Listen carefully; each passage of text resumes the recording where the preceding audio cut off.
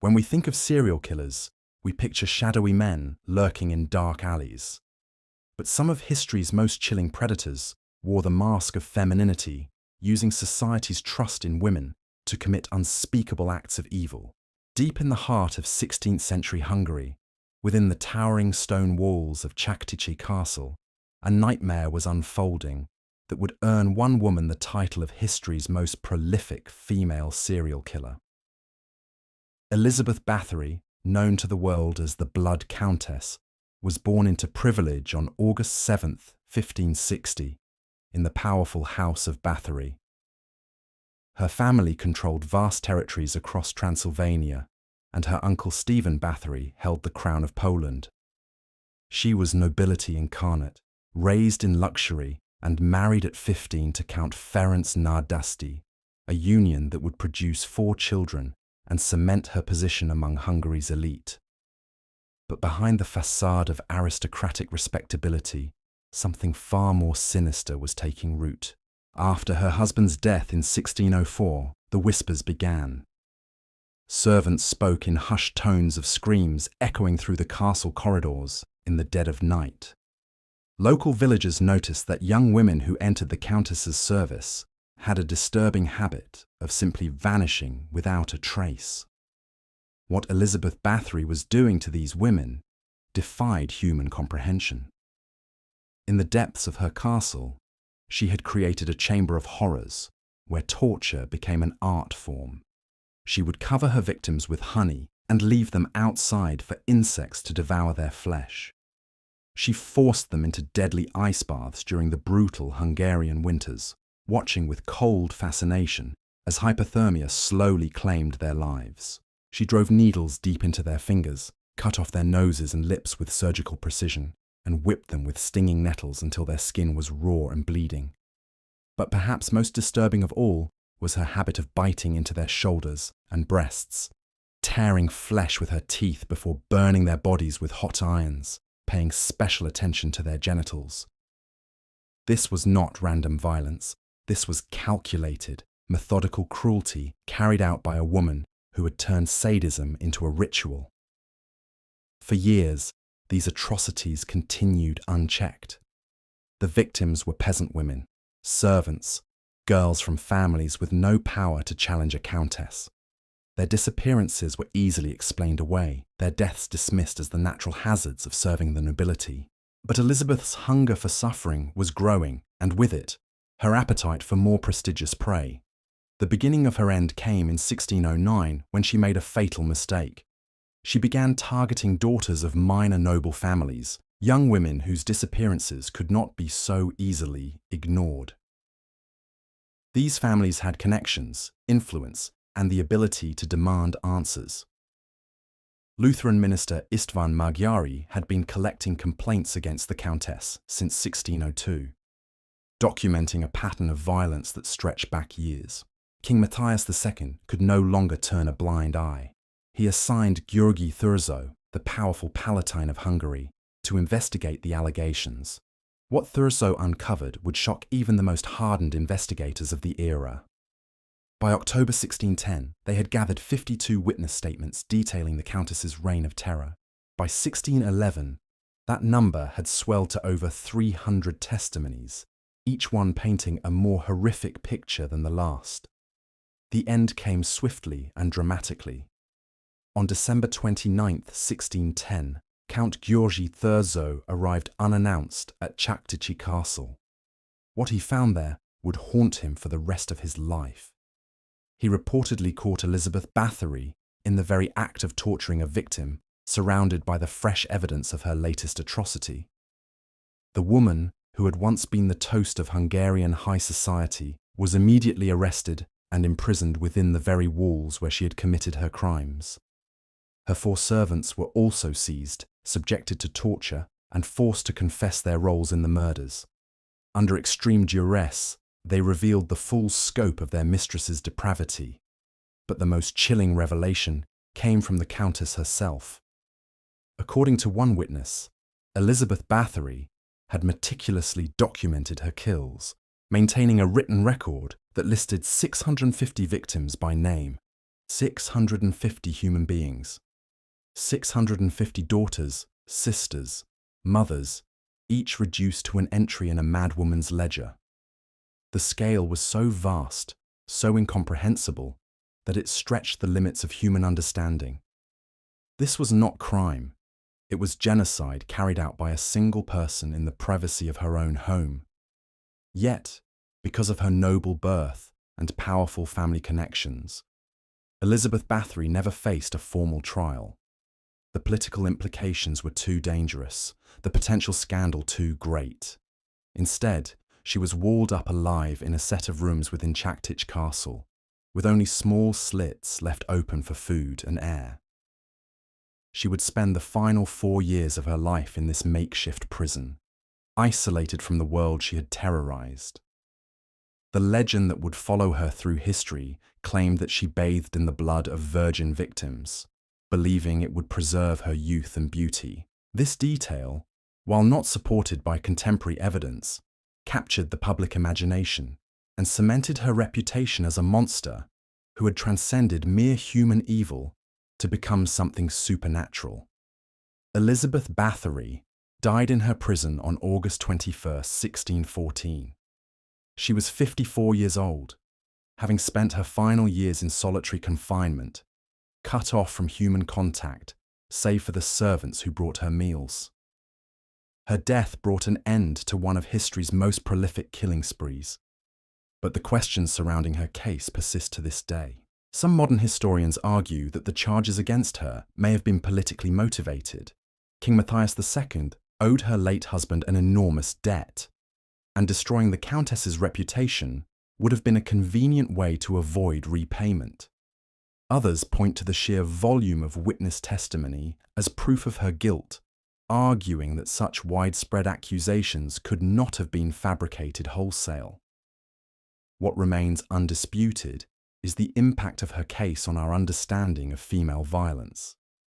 Elizabeth Báthory shattered the comfortable assumption that women were inherently less capable of extreme cruelty than men. She demonstrated that the capacity for evil knows no gender, that privilege and power can corrupt absolutely regardless of sex. But if the Blood Countess represents the aristocratic face of female evil, our next case takes us to the highways of America, where a very different kind of predator was stalking her prey. Aileen Wuornos would become known as America's first female serial killer, a woman whose troubled life and violent crimes would challenge everything society thought it knew about female murderers. Aileen Carol Pittman was born on February 29, 1956 in Rochester, Michigan, into circumstances that seemed designed to create a monster. Her mother, Diane, was only 14 when she married Aileen's father, 18-year-old Leo Pittman. The marriage was doomed from the start, with Leo's violent tendencies and mental instability making him an unsuitable partner and father. Before Aileen was even born, her parents had separated.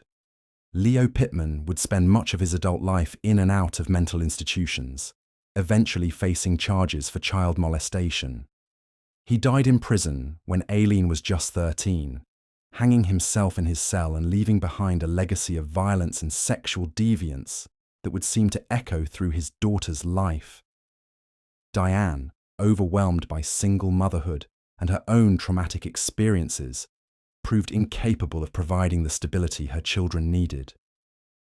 When Aileen was 4 years old, she and her brother were sent to live with their maternal grandparents, Laurie and Britta Wuornos. It was meant to be a temporary arrangement that would give the children a chance at a normal life. Instead, it became another chapter in Aileen's education in violence and abuse. Her grandfather, Laurie, was an alcoholic with a vicious temper who regularly beat both children. The household was a powder keg of rage and dysfunction, where love was scarce, and punishment was swift and brutal.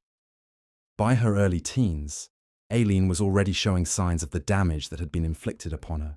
She dropped out of school, turned to prostitution, and began a pattern of petty crime that would follow her for the rest of her life.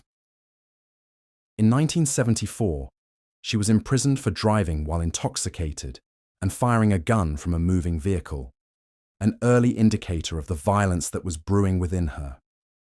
She spent time in a home for unwed mothers, struggled with addiction, and drifted from place to place with no real direction or purpose. It wasn't until June 1986 that Aileen's life took a turn that would ultimately lead to her becoming one of America's most notorious killers. At a gay bar in Daytona, Florida, she met 24-year-old Tyria Moore. The attraction was immediate and intense, sparking a relationship that would last 4.5 years and provide Aileen with the closest thing to stability she had ever known. Tyria worked as a housekeeper while Aileen continued her work as a prostitute along Florida's highways. They moved frequently, living in a succession of motels, apartments, and mobile home communities, always staying one step ahead of trouble.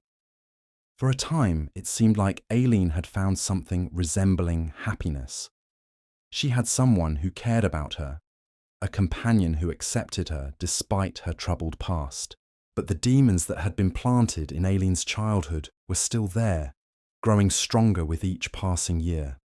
The combination of her traumatic upbringing, her dangerous lifestyle, and her deteriorating mental state was creating a perfect storm. And in late November 1989, that storm finally broke. Her first victim was Richard Mallory, a 51-year-old electronics store owner who picked up the blonde hitchhiker on a lonely stretch of highway near Daytona Beach. What happened next in that car would set the template for a killing spree that would terrorize Florida for the next year. According to Aileen's later testimony, Mallory attempted to rape her, and she shot him in self-defense with a .22 caliber pistol. But the evidence told a different story. Mallory was found shot multiple times, his body dumped in the woods, his car abandoned miles away. What the jury would never hear was that Richard Mallory had a history of violent sexual assault, a detail that was ruled inadmissible in court. To them, he was simply an innocent man who had picked up the wrong hitchhiker on the wrong night. But for Aileen, he was the first in a series of men who she claimed had tried to hurt her, men who she said left her with no choice but to kill or be killed. The pattern was always the same. A middle-aged man would stop to pick up the attractive blonde woman walking along the highway. They would negotiate a price for sex, drive to a secluded location, and then something would go terribly wrong. By the time their bodies were discovered, often days or weeks later, Aileen Wuornos was long gone, having taken their money, their belongings, and sometimes their vehicles. David Spears was next, a 43-year-old construction worker whose naked body was found shot 6 times along a remote highway in Citrus County. Then came Charles Carskadden, a 40-year-old part-time rodeo worker, discovered shot 9 times with a .22 caliber weapon. The bullets had torn through his chest and back, suggesting he had tried to run before collapsing in the Florida scrubland. Peter Seams, a 65-year-old retired missionary, vanished without a trace while driving through Florida. His car was later found abandoned and crashed, with witnesses reporting they had seen 2 women fleeing the scene. One was described as blonde, the other brunette. The blonde matched Aileen's description perfectly. The brunette looked exactly like Tyria Moore. Troy Burris, a 50-year-old sausage salesman, was found decomposing in the woods, a .22 caliber bullet lodged in his chest. Dick Humphreys, a 56-year-old retired Air Force major and police chief, was discovered shot 7 times, his body dumped along a dirt road in Marion County. Each murder was more brazen than the last, each victim chosen seemingly at random from the steady stream of men who cruised Florida's highways looking for paid companionship. The final victim was Walter Antonio, a 60-year-old security guard whose partially clothed body was found shot 4 times near a remote logging road. By then, law enforcement had connected the murders, recognizing the signature of a single killer, who was targeting middle-aged white men along Florida's interstate corridors. The investigation that would bring down Aileen Wuornos began with a stroke of luck and a moment of recognition. On January 9th, 1991, she was arrested at the Last Resort Bar in Port Orange, Florida, not for murder, but on an outstanding warrant for weapons charges. She had no idea that detectives were already closing in, that her face had been circulated to law enforcement agencies across the state. The breakthrough had come through Tyria Moore. Investigators had tracked down the brunette woman seen fleeing Peter Seams's crashed car, and when they found her in Pennsylvania, she was terrified. Faced with the possibility of being charged as an accomplice to multiple murders, Tyria made a deal. She would help gather evidence against her former lover in exchange for immunity from prosecution. The betrayal was swift and devastating. In a series of monitored phone calls, Tyria convinced Aileen to confess, telling her that police suspected her involvement and that she needed to clear Tyria's name. Desperate to protect the woman she loved, Aileen admitted to the murders, providing details that only the killer could have known. She described each crime scene, explained how she had disposed of the evidence, and maintained that every killing had been committed in self-defense. But as investigators dug deeper into her story, cracks began to appear. The physical evidence didn't support her claims of self-defense. The victims had been shot multiple times, often in the back, suggesting they had been trying to flee. Their personal belongings had been stolen, their cars taken and abandoned, pointing to robbery as a motive rather than desperate self-preservation. The trial of Aileen Wuornos became a media sensation, a case that challenged fundamental assumptions about female violence. Here was a woman who had hunted men like prey, who had used her sexuality as a weapon to lure victims to their deaths. She didn't fit any of the traditional profiles of female serial killers. She wasn't a nurse poisoning patients, wasn't a black widow killing husbands for insurance money. She was something new and terrifying, a predator who stalked the highways like a wolf among sheep. Her defense team tried desperately to paint her as a victim of circumstance, a damaged woman who had been pushed to violence by a lifetime of abuse and trauma. They detailed her horrific childhood, her history of sexual assault, her struggles with mental illness and addiction. They argued that she was a broken human being who had snapped under unbearable pressure, not a calculated killer. But the prosecution's case was overwhelming. 7 men were dead, shot with the same type of weapon, their bodies dumped in the same general area, their belongings stolen by the same woman. The pattern was clear, the evidence irrefutable. On January 27, 1992, after deliberating for less than 2 hours, the jury found Aileen Wuornos guilty of first-degree murder in the death of Richard Mallory. She would eventually be convicted of murdering 6 of her 7 victims, receiving 6 death sentences in the process. Throughout her trials, she maintained her innocence, insisting that each killing had been an act of self-defense. But as the years passed and her appeals were exhausted, her story began to change. She started claiming that the killings were premeditated, that she had hunted these men deliberately. Whether this was the truth finally emerging, or the ravings of a deteriorating mind, no one could say for certain. On October 9, 2002, at the age of 46, Aileen Wuornos was executed by lethal injection at Florida State Prison in Starkey. Her reported last words were bizarre and rambling, referencing movies and conspiracy theories. "I'd just like to say I'm sailing with the Rock, and I'll be back, like Independence Day with Jesus, June 6th. Like the movie, big mothership and all, I'll be back." With those words, one of America's most notorious female serial killers passed into history, leaving behind a legacy that continues to fascinate and horrify in equal measure. Her case marked a turning point in how society viewed female violence, shattering the comfortable myth that women were inherently less capable of extreme brutality than men. But if Aileen Wuornos represented the chaotic, highway-stalking face of female evil, our next case takes us into a very different world. A world of boarding houses and social security checks, where an elderly woman with a sweet grandmother's smile was systematically murdering the most vulnerable members of society for nothing more than money. Dorothea Helen Gray was born on January 9, 1929, in Redlands, California, into a family that seemed cursed from the very beginning. Her father was an alcoholic who terrorized his children with threats of suicide, acting out his violent fantasies in front of them before finally succumbing to tuberculosis in 1937.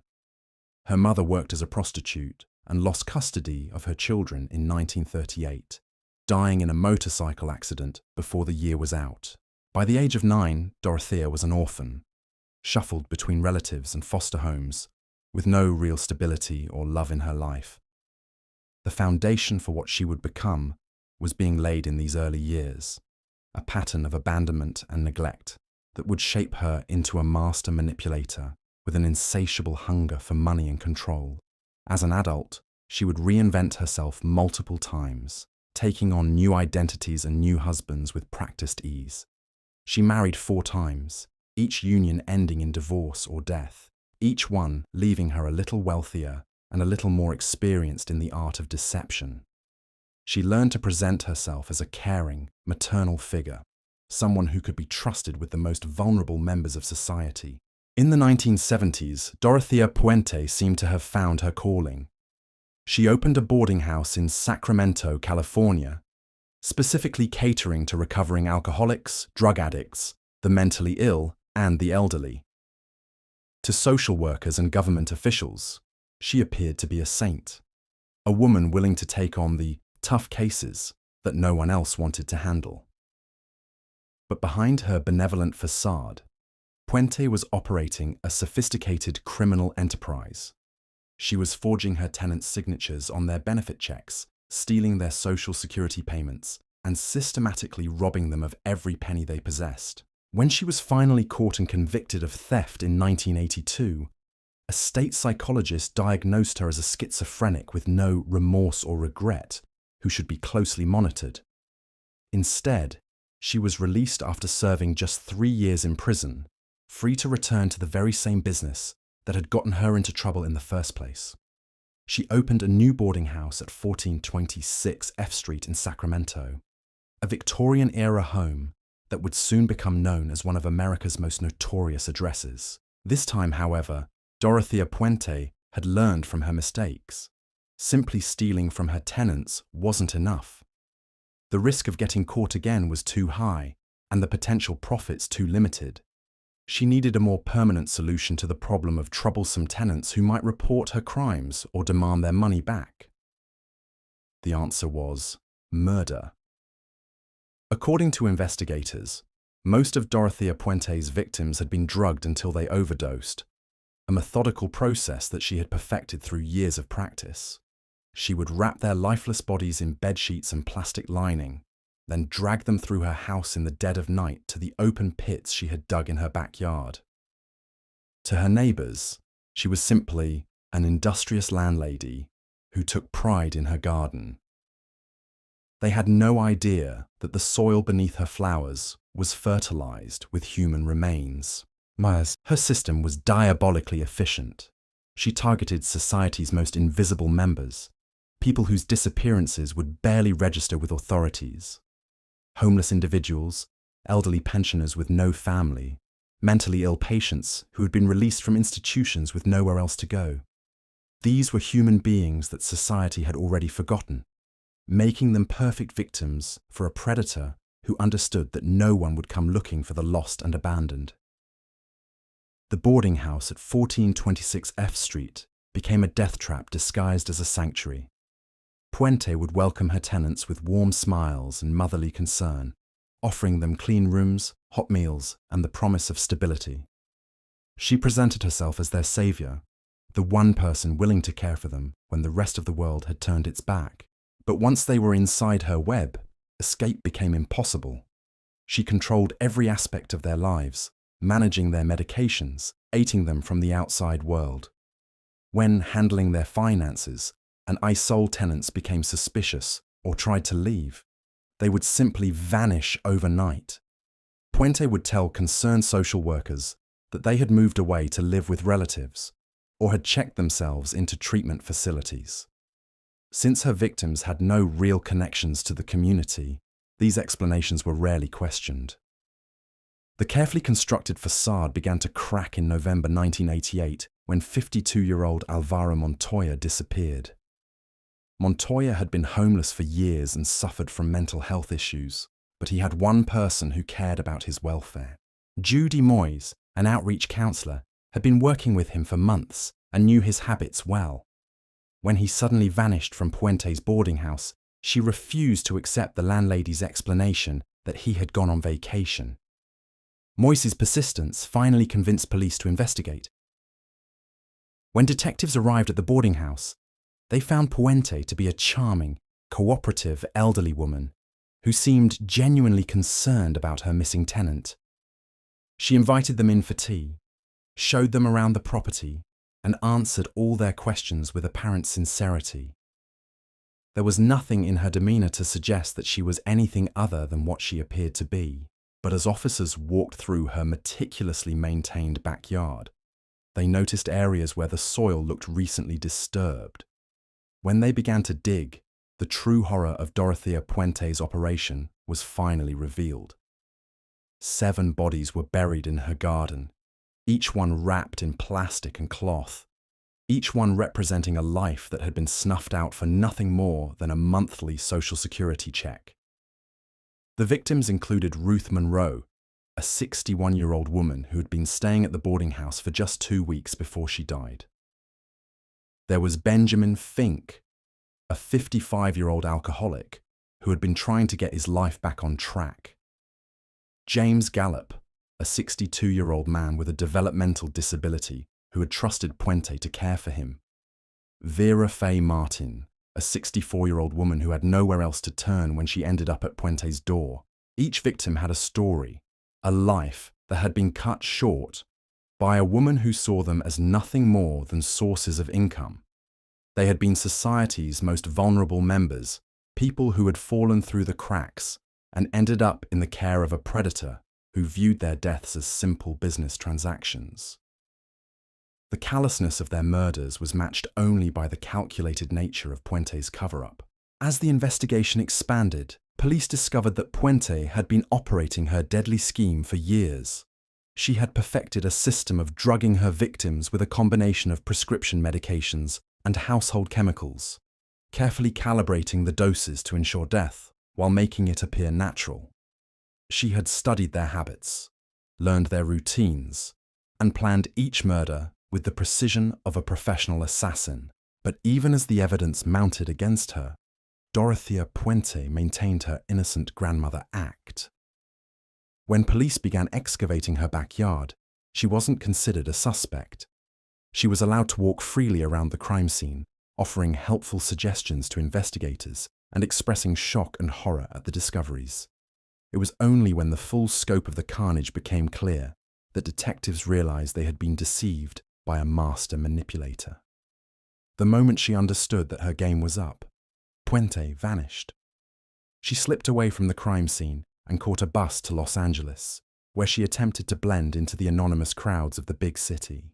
But her face had already been broadcast across the nation's television screens, and her distinctive appearance made her impossible to hide. Her capture came in a downtown Los Angeles bar, where she had struck up a conversation with an elderly pensioner much like the victims she had preyed upon for years. The man recognized her from news reports and quietly called police while she continued chatting about her life and troubles.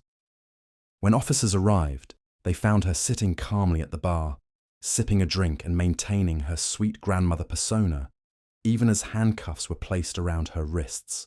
The trial of Dorothea Puente began in 1992 and quickly became one of the most sensational criminal cases in California history. Prosecutors charged her with 9 murders, presenting evidence that painted her as a cold-blooded killer who had turned her boarding house into an assembly line of death. The prosecution argued that she had systematically murdered her tenants to steal their government benefits, treating human lives as expendable resources in her quest for easy money. Her defense team faced an almost impossible task. The evidence against their client was overwhelming, and her actions were so callous that they defied any sympathetic explanation. They tried to argue that the deaths were accidental overdoses, the result of Puente's misguided attempts to medicate her troubled tenants. They painted her as a well-meaning but incompetent caregiver who had gotten in over her head, not a calculating serial killer. But the prosecution's case was devastating in its thoroughness. They demonstrated that Puente had researched the lethal effects of various drug combinations, that she had deliberately isolated her victims from the outside world, and that she had systematically stolen their identities and benefits after their deaths. The pattern was too consistent, too deliberate to be explained by accident or incompetence. In the end, the jury convicted Dorothea Puente of 3 counts of murder, though prosecutors believed she was responsible for at least 6 additional deaths. She was sentenced to 2 concurrent life sentences without the possibility of parole, ensuring that she would spend the rest of her days behind bars. Throughout the trial and sentencing, she maintained her innocence, insisting that her tenants had died of natural causes and that she was being unfairly persecuted. Puente died in prison on March 27, 2011, at the age of 82, having spent nearly 2 decades incarcerated for her crimes. She never admitted guilt, never showed remorse for her actions, and never acknowledged the suffering she had inflicted on society's most vulnerable members. To the very end, she maintained the facade of a kindly grandmother who had been wrongly accused of terrible crimes. Her case stands as a chilling reminder of how predators can hide in plain sight, using society's assumptions about age and gender to mask their true nature. Dorothea Puente understood that no one would suspect a sweet elderly woman of systematic murder, and she exploited that blind spot with deadly efficiency. She turned the very qualities that society associates with maternal care into weapons, using trust and compassion as tools for manipulation and death. But if Puente represents the calculating, profit-driven face of female evil, our next case takes us into even darker psychological territory. In the windswept moors of northern England during the 1960s, a young woman named Myra Hindley would become involved in crimes so horrific that they would earn her the title of Britain's most hated woman. Myra Hindley was just 18 years old when she met Ian Brady in 1961, working as a typist in a Manchester office where he was employed as a stock clerk. She was an ordinary young woman from a working-class family, unremarkable in every way except for the intensity of her infatuation with the older, more sophisticated Brady. He was 23, with a criminal record for burglary and a fascination with Nazi ideology that should have been a warning sign to anyone with sense. But Hindley was completely captivated by Brady's air of dangerous intelligence and his contempt for conventional morality. She began to transform herself to match his twisted ideals, bleaching her hair blonde to achieve the Aryan look he admired and adopting his cruel worldview with the enthusiasm of a convert. She immersed herself in the same books that obsessed him, studying accounts of Nazi war crimes and embracing a philosophy that viewed certain human beings as expendable. Under Brady's influence, Hindley underwent a complete moral transformation. The ordinary teenage girl who had once attended church and lived a conventional life disappeared, replaced by someone capable of unspeakable cruelty. She became his willing accomplice in a series of crimes that would shock Britain to its core and establish her place among history's most reviled criminals. Their first victim was 16-year-old Pauline Reed, who disappeared on her way to a dance on July 12, 1963. Pauline was a neighbour of Hindley's, a girl she had known since childhood, which made the betrayal even more devastating. Hindley approached her on the street and convinced her to come for a ride, promising to help her look for a lost glove on nearby Saddleworth Moor. It was a lie that would cost Pauline her life. What happened to Pauline Reed on that desolate moor defied human comprehension. Brady and Hindley subjected her to hours of sexual torture before finally ending her suffering. They buried her body in a shallow grave and returned to their normal lives as if nothing had happened, their secret binding them together in a conspiracy of evil that would claim 4 more innocent lives. 4 months later, they struck again. 12-year-old John Kilbride was lured away from a market in Ashton-under-Lyne on November 23, 1963. Like Pauline before him, he was taken to Saddleworth Moor, where he was sexually assaulted and murdered. His small body was buried in the peat, another secret grave in what was becoming Brady and Hindley's private cemetery. The pattern continued with 12-year-old Keith Bennett, who vanished on June 16, 1964, while on his way to his grandmother's house. The little boy was never seen alive again, his body hidden somewhere on the vast expanse of moorland that Brady and Hindley knew so well. Of all their victims, Keith would prove to be the most elusive, his remains never recovered despite decades of searching. But it was their fourth victim who would provide the evidence that would ultimately destroy them. 10-year-old Leslie Ann Downey disappeared from a local fairground on Boxing Day 1964, lured away by Hindley's promise of help carrying some heavy boxes. The innocent child had no way of knowing that she was being led to her death by a woman who had abandoned every trace of human decency. What Brady and Hindley did to Leslie Ann Downey in the hours before they killed her was so depraved that even hardened police officers wept when the evidence was presented in court. They took her to Hindley's grandmother's house, where they stripped her naked, bound and gagged her, and forced her to pose for pornographic photographs while they recorded her terrified pleas for mercy. The tape recording of Leslie Ann's final hours became one of the most harrowing pieces of evidence in British legal history. For 13 agonizing minutes, the child's voice could be heard begging for her life, crying for her mother, pleading with her captors to let her go home. Hindley's voice was clearly audible on the recording, callously instructing the little girl to pose for photographs while Brady prepared for the final act of their sick fantasy. After torturing and photographing their victim, Brady raped and strangled Leslie Ann Downey while Hindley watched. They buried her body on Saddleworth Moor alongside their other victims, adding another secret to their collection of horrors.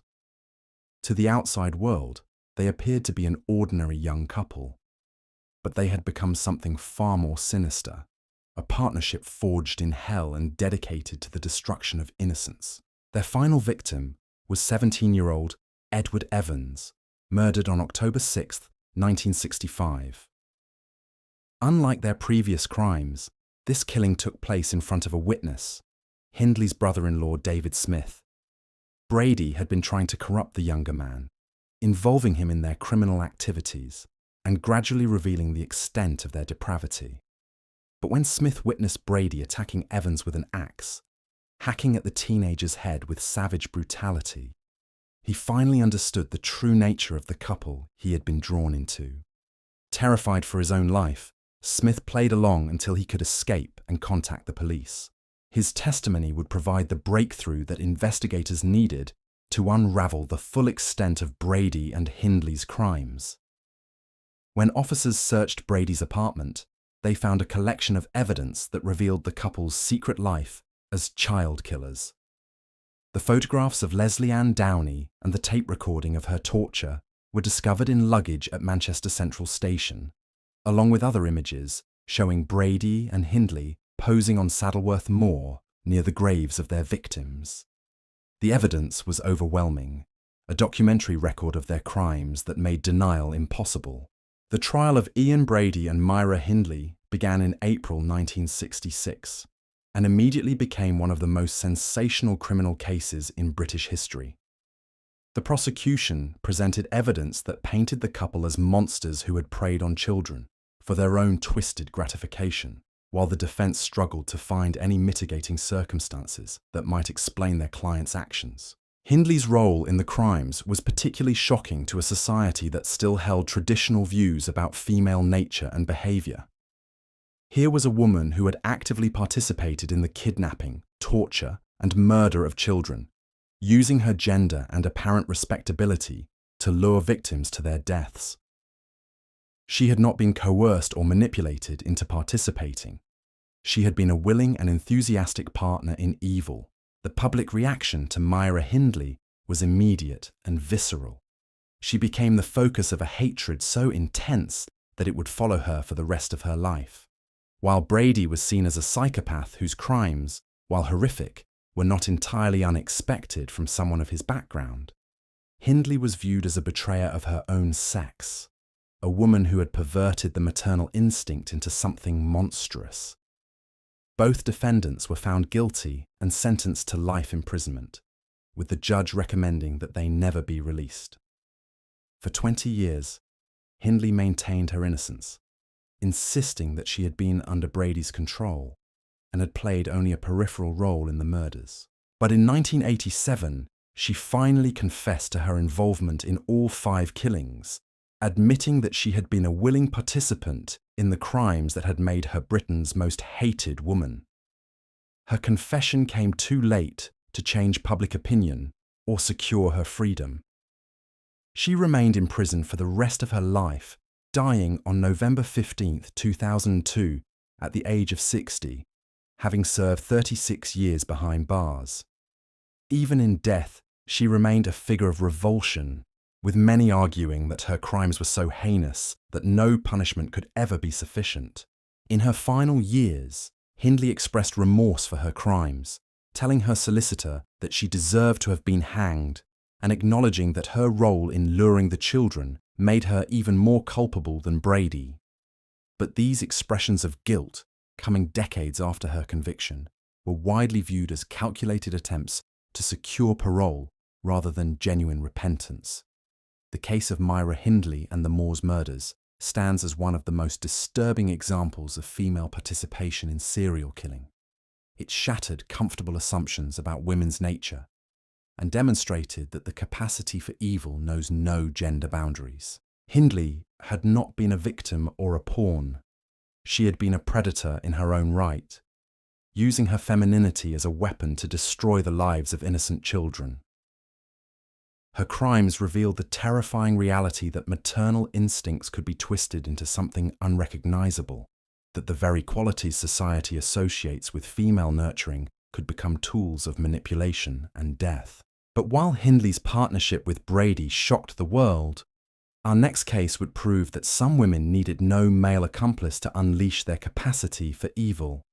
In the seemingly peaceful suburbs of Garden Grove, California, during the 1980s, a different kind of monster was hiding behind the facade of motherhood.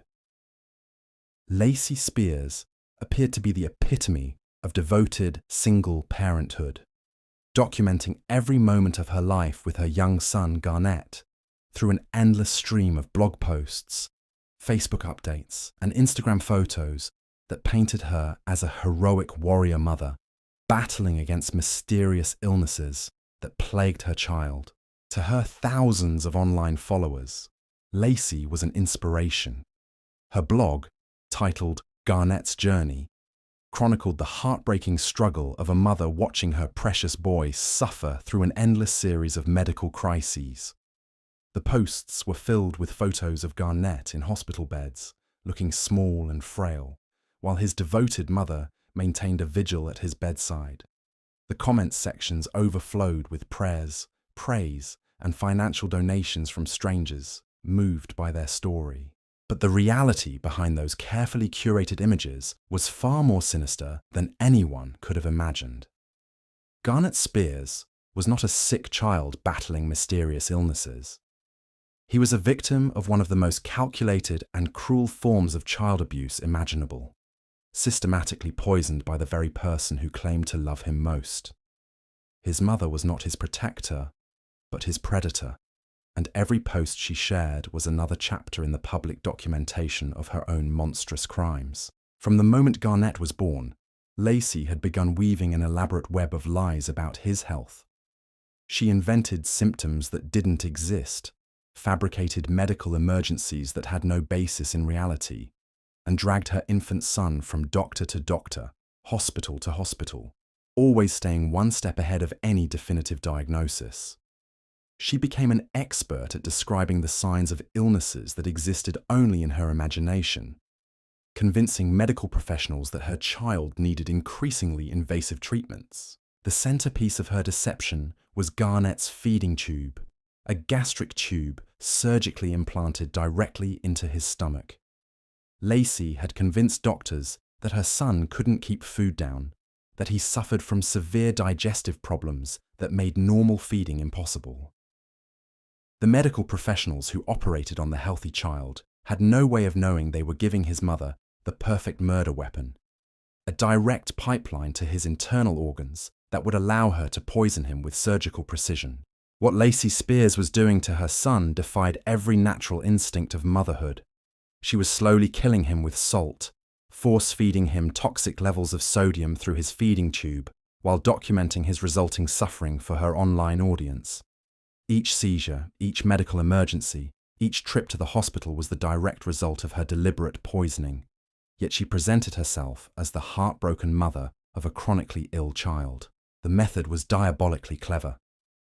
High sodium levels could cause exactly the kind of symptoms that Lacey described in her posts, seizures and neurological problems that would seem mysterious to doctors who had no reason to suspect deliberate poisoning. She had researched the effects extensively, making dozens of internet searches for terms like dangers of high sodium in children and what can cause seizures, building a comprehensive understanding of how to use her chosen poison most effectively. For 5 years, this horrific abuse continued unchecked. Garnett grew up knowing nothing but pain and medical procedures, his young life consumed by hospital visits and treatments for conditions that existed only because his mother was systematically destroying his body. He was a prop in her online performance, a victim whose suffering generated the attention and sympathy that fed her insatiable narcissism. The end came in January 2014, when Lacey administered what would prove to be the fatal dose. Garnett had been admitted to a hospital in Nyack, New York, for seizures that were becoming increasingly severe. As doctors worked frantically to stabilize him, his sodium levels suddenly spiked to a level that was essentially unsurvivable, far beyond anything that could occur naturally. Even as her son lay dying in his hospital bed, Lacey continued her performance for her online audience. She updated her Facebook status with messages about her sweet angel and posted photos of the unconscious child, basking in the outpouring of sympathy from followers who had no idea they were witnessing the final act of a 5-year murder plot. But this time, the hospital was prepared. Suspicious medical staff had installed a hidden surveillance camera in Garnett's room, and the footage it captured would provide the evidence needed to expose Lacey's monstrous deception. The video showed her taking Garnett into the room's private bathroom along with his feeding equipment, emerging each time with the child's condition deteriorating rapidly as the salt ravaged his developing brain. On January 23, 2014, 5-year-old Garnett Spears was declared brain dead, his young life snuffed out by the woman who had spent 5 years slowly poisoning him while playing the role of devoted mother for her online audience. The investigation that followed would reveal the full extent of Lacey's calculated cruelty and expose her as one of the most callous child killers in modern American history. Police seized feeding bags from her home that were heavily contaminated with salt, providing physical evidence of her poisoning method. They discovered 2 different feeding tubes, one of which she had used to administer the fatal doses at home. Most damning of all was her extensive internet search history, which revealed months of research into the effects of sodium poisoning on children. The investigation also unraveled the web of lies that Lacey had built around her personal life. She had told everyone that Garnett's father was a heroic police officer named Blake who had died in a car accident. A completely fabricated story designed to generate additional sympathy. The truth was that Garnett's father was a man named Chris Hill, who was very much alive and had been trying for years to be part of his son's life, only to be blocked by Lacey at every turn. In 2015, Lacey Spears went on trial for second-degree murder, facing the judgment of a jury who had to grapple with the incomprehensible reality of a mother who had murdered her child for nothing more than online attention.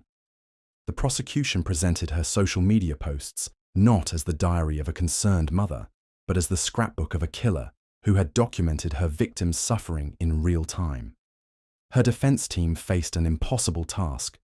The evidence against their client was overwhelming, the video surveillance irrefutable, and her actions so callous that they defied any sympathetic explanation. They tried to argue that she was mentally ill, that there was no direct proof she had administered the salt, but the jury saw through these desperate attempts to create reasonable doubt. The verdict was swift and decisive. Lacey Spears was found guilty of murder and sentenced to 20 years to life in prison. As she was led away in shackles, the judge's words captured the horror that had unfolded over 5 years of systematic abuse. Instead of nurturing and protecting a beautiful child, you subjected him to 5 years of torment and pain. The case of Lacey Spears marked a disturbing new chapter in the annals of female serial killing, representing the intersection of ancient maternal murder with modern social media narcissism. She had turned her son's death into entertainment, transforming child abuse into content for an online audience that unknowingly participated in her crime by providing the attention she craved. But while Spears used social media to document her crimes, our next case takes us back to a more traditional form of female evil, one that has haunted human societies for centuries: the Black Widow killer, a predator who uses marriage as a hunting ground and poison as her weapon of choice, leaving a trail of dead husbands in her wake. Nanny Doss appeared to be the perfect wife and grandmother, a sweet-faced woman who loved to read romance magazines and dreamed of finding her ideal husband. Born Nancy Hazel in 1905 in rural Alabama, she grew up in a world where a woman's worth was measured by her ability to attract and keep a man. She married young, had children, and seemed to embrace the domestic role that society expected of her. But beneath her cheerful exterior lurked something far more sinister. Nanny Doss was a woman driven by an insatiable hunger for the perfect romantic fantasy, and she was willing to kill anyone who stood between her and her idealized vision of love. Over the course of 3 decades, she would go through 5 husbands, murdering 4 of them with a methodical patience that revealed the calculating mind of a true predator. Her first husband, Charlie Braggs, managed to escape with his life, though not without cost. During their marriage, 4 of their 5 children died under mysterious circumstances, each death attributed to food poisoning or sudden illness. When Braggs finally fled the marriage, taking their surviving daughter with him, he may have saved both their lives without ever realizing the danger they had been in. Her second husband, Frank Harrelson, was not so fortunate. He died in 1945 after a brief illness that doctors attributed to natural causes, leaving behind a substantial life insurance policy that provided Nanny with the financial freedom to pursue her next romantic conquest. She had perfected her method by then, using arsenic to induce symptoms that mimicked the role of the illnesses, allowing her to play grieving widow while collecting the benefits of her husband's death. Robert Franklin Morton became her 3rd victim in 1952, dying suddenly after complaining of stomach pains that his loving wife attributed to something he had eaten. The pattern was becoming clear to anyone who cared to look, but Nanny's sweet demeanor and apparent grief deflected suspicion. She was a master manipulator who understood exactly how to present herself as the victim rather than the perpetrator. Her 4th husband, Richard Morton, lasted only months before succumbing to the same mysterious illness that had claimed his predecessors. By this point, Nanny had refined her technique to an art form, carefully calibrating the doses of poison to create the symptoms she wanted, while avoiding detection by medical professionals who had no reason to suspect murder. But it was her 5th and final husband, Samuel Doss, whose death would finally expose her decades-long killing spree. When the seemingly healthy man died suddenly in October 1954 after eating a meal prepared by his devoted wife, his doctor became suspicious enough to order an autopsy. The results were shocking, revealing massive amounts of arsenic in his system that could only have been administered deliberately. The investigation that followed unraveled the full extent of Nanny's crimes, revealing a pattern of death that stretched back decades and encompassed not just her husbands, but other family members who had become inconvenient. Her own mother had died under suspicious circumstances, as had her sister, her grandson, and her mother-in-law. Each death had been carefully orchestrated to appear natural while serving Nanny's purposes. When confronted with the evidence, Nanny Doss confessed with an almost cheerful demeanor that chilled investigators to the bone. She explained her crimes as if they were perfectly reasonable responses to domestic disappointment, describing how each husband had failed to live up to her romantic ideals. One was a drunk, another was a womanizer, a third was too controlling. In her twisted logic, murder was simply the most efficient way to clear the path for her next attempt at finding true love. Her trial in 1955 became a media sensation, with newspapers dubbing her the giggling grandma because of her tendency to laugh and smile while describing her crimes. The public was fascinated and horrified by this woman who had turned the institution of marriage into a hunting ground, using her femininity and domestic skills as weapons against the men who trusted her with their lives. Despite the overwhelming evidence against her, Nanny Doss was spared the death penalty because of her gender, sentenced instead to life in prison, where she would spend her remaining years.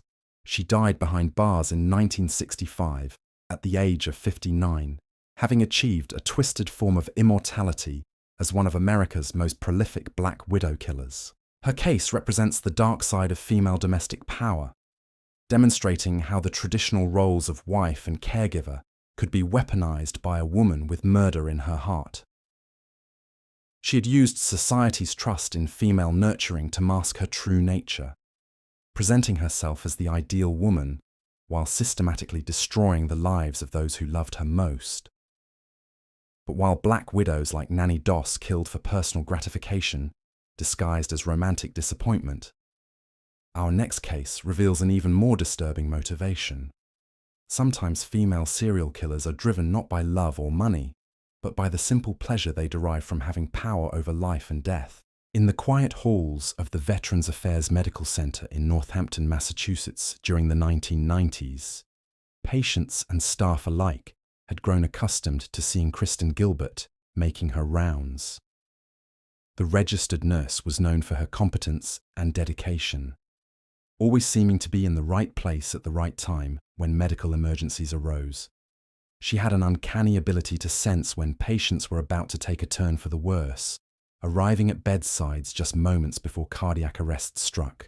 What no one realized was that Kristen Gilbert wasn't predicting these medical crises, she was creating them. Behind her professional facade lurked a predator who had turned her position of trust into an opportunity for murder, systematically killing the very patients she was supposed to heal. She had discovered that she could induce fatal heart attacks by injecting patients with epinephrine, a drug that was difficult to detect in autopsies and could easily be explained as a failed attempt at resuscitation. From the aristocratic towers of medieval Hungary to the sterile corridors of modern hospitals, these women shattered every assumption about female nature and maternal instinct. They proved that evil knows no gender, that the capacity for calculated cruelty can hide behind the most trusted faces in society, and that sometimes the most dangerous predators are those we never think to fear.